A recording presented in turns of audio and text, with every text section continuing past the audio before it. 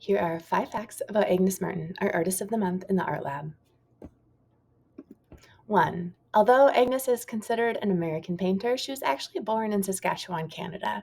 She came to America to take care of her ill sister and fell in love with the American ideals of liberty and freedom, so she decided to become a citizen.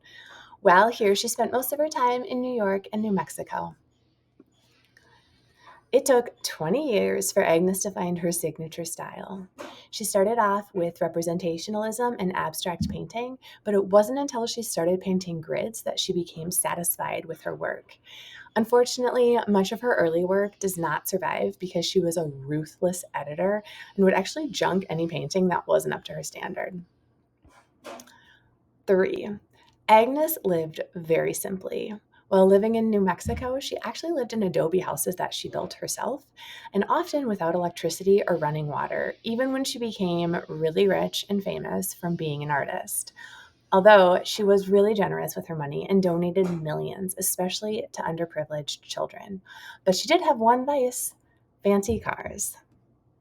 4. Agnes famously said, "From music, people accept pure emotion, but from art, they demand explanation." Agnes did not want to provide explanation. She wanted to paint pure emotion. The tree, which is often seen as her first work in this new style, was inspired by the innocence of a tree, and that's what she painted. She often painted emotions like innocence. She said she painted the subtle emotions that we feel without cause in the world. And 5, Agnes's process was highly unusual.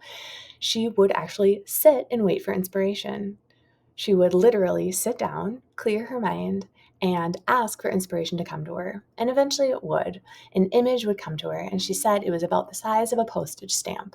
So she would draw that image on paper and then use extensive mathematical calculations.